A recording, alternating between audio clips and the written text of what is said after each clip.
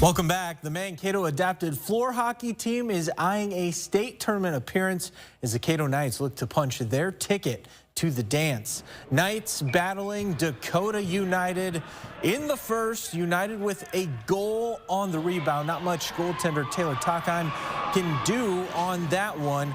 Teammates pick the netminder up.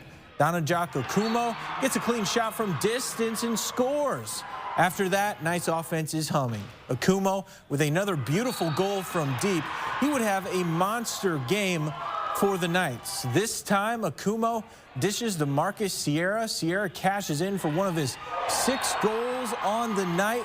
Sierra and Akumo with some highlight reel goals in the first. Knights lead 6-3, just set the stage for a 19-14 victory. Akumo with 8 goals and 2 assists. Nick Hernandez had 5 goals and 2 assists. Takheim with 72 saves in net. Yes, 72. Played a big part in the win. Knights are heading to the state tournament next Friday and Saturday in Bloomington. Congratulations.